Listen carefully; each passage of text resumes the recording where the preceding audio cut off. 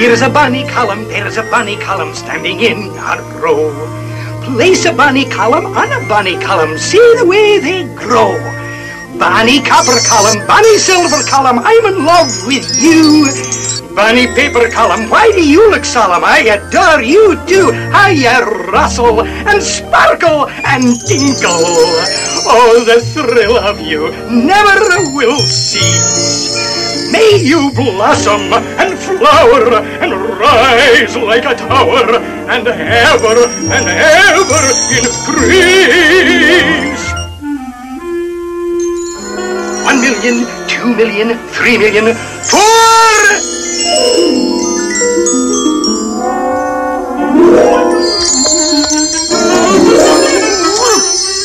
Uncle Scrooge! Hi, Uncle Scrooge! Just tidying up a bit, keeping things neat. Now, what can I do for you laddies? Pull up a column and have a seat. Look at all the money we've earned, Unc. Ah, that's what I like to see. $1.95. That's right. Gee, he sure knows his money. Aye. And what do you plan to do? We want you to save it for us, so we can be rich like you. Well, saving is the first important step, no doubt. But money is something you should learn more about. I'm not the richest duck in the world today because I just salted my money away. Which brings up a point. If you'll step from the vault, once money really was salt. Salt? That's hard to believe. Ah, but that was the pay a Roman soldier would receive. And if he was lazy or his work was at fault, do you know what folks said? He isn't worth his salt. Aye. Salt was called salarium. That's where our word salary comes from. Oh, look! Pirate money. Aye, a piece of 8. Why was it called that? Here, I'll demonstrate. In a piece of 8, 8 pieces fit. Every piece is called a bit. 4 of the bits in each half sits, and half of a half is called 2 bits. Correct. Now, these ancient Greek obols, tiniest coins of all, were carried in the mouth. They were so wee small. When a Greek went shopping, think of the yaks, as he coughed up the price and swallowed the tax. Now, the largest coin is this stone wheel from the island of Yap. It's too big to steal. Aye, laddies, that's so. Now, there was a time when there was no money in those dark ages of primitive man. You see, money wasn't really needed until civilization began. A group of cavemen met one day to see if they could trade. They brought their spears and tiger skins and tools that they had made. But how many tools for a tiger skin, and how many skins for a spear? The aggregation in frustration hollered loud and clear, we need money, some form of money. How should we go about this anyhow? We could use corn or salt or oats, dried fish perhaps, or nanny goats. but we must set a standard of value now. A survey of the polls revealed that goats got all the votes. Then some smart joker priced a knife at 3 1/2 goats. So back to the salt and the tiger skins, dried fish and pepper and tea, corn and beans and shells and seeds, as man cried bitterly, we need money, some stable money. Why should this be so awkward to arrange? We ought to try some metal things like swords or hooks or pots or rings, and thus improve our medium of exchange. Well, articles of silver, copper, bronze, and gold were tried. And most successful was a disc with pictures on each side. Along with the coin came the paper bill, backed by a government's name. They both cashed good like good cash should, but man yelled just the same, we need money, convenient money. Cartridge this stuff around is too absurd. Why can't we store it high and dry and sign for everything we buy? It would be great if payment could be deferred. Aye, that's exactly what occurred. Next came checks and credit cards and purchasing on time.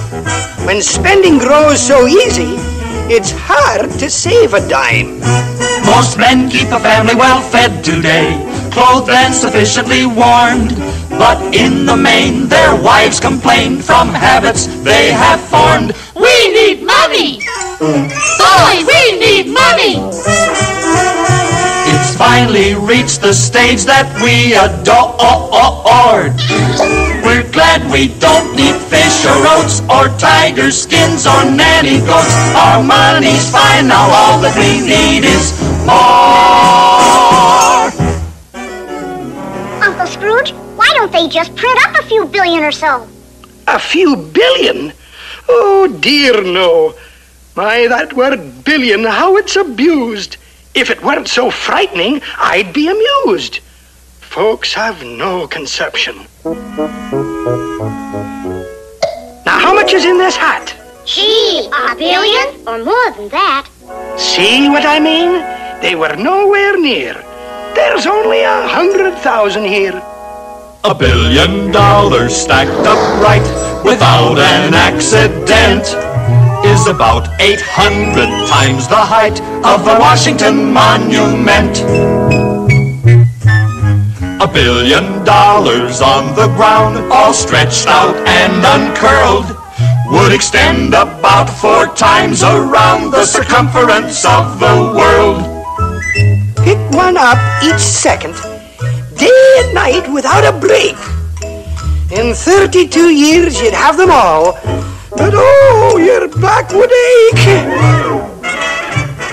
$1 billion, 6 feet wide and arched across the sea. What a nice green bridge to walk or ride to the beach at Waikiki. Gosh, $1 billion sure is a lot. Aye, now print several billion and see what you've got. But unless something's behind it, in the treasury, something solid and secure, like me, we'd have inflation. Inflation? Ah, that's a mess. Your money would be worth less and less. It might take this hatful, I dare say, to buy what your piggy bank would buy today. $1 wouldn't be worth the paper it's printed on. Ooh. But that's not today. Oh, Hootman, my. It's what you can buy with what you've got. That's what counts. It's a question of economics. Economics? Aye, it only means household management. It's from an old Greek word. Household management, that's budgeting, do you ken? Budgeting? Aye, financial discipline. Let's say your income is like a pie. There's a piece for everything you buy. Cut portions wisely, don't be unnerved, or it will all be gone before everyone is served. You have to pay the rent. And you have to buy clothes, the grocery bills, you have to pay those. You can see at once where your money all goes when you plan the budget. The first of every month, the installments fall due. The note on the car, the TV set too. You'll be better off when you finally get through working out the budget. Pink, blue, and white bills all over the place. The power and light bills staring you directly in the face. Payments cut in half, for you want to be fair. You spend a bit here, you send a bit there. Now you realize that you're getting somewhere, balancing the budget. Oh, lads, we've been somewhat lax. We forgot the piece for the income tax.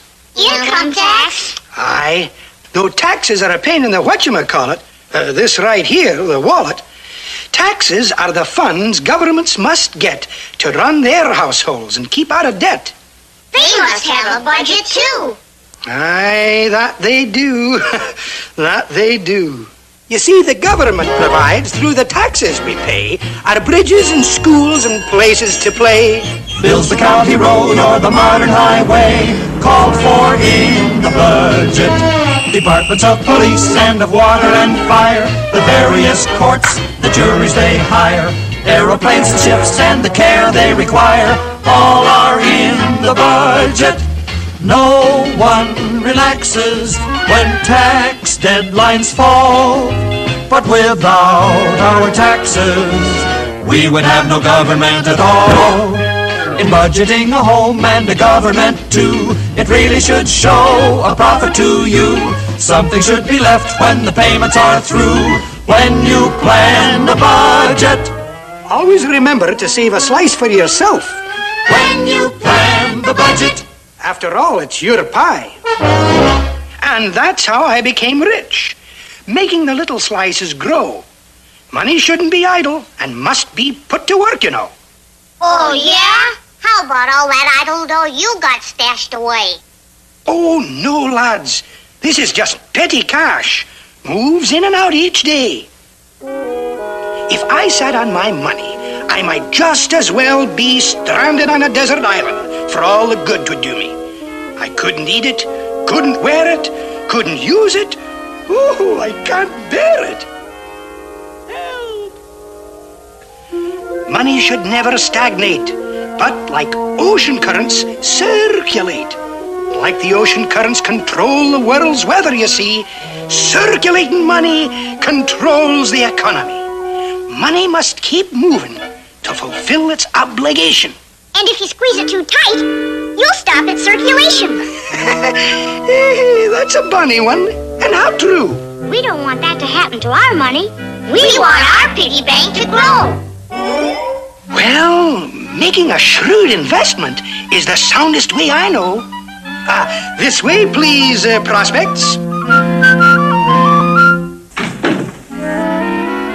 May I introduce our president and the members of the board. Such a talented management should never be ignored. Not a weak link in the chain. Now then, it behooves you when investing to investigate the facts, and you'll profit while digesting how a corporation acts. Let us take a firm at random. For example, this one here, from the start of the second quarter to the end of the fiscal year. Oh, it's simple. Isn't it simple? Yet you have to understand it to survive. All the facts you must digest if you're thinking to invest the remarkable sum of $1.95.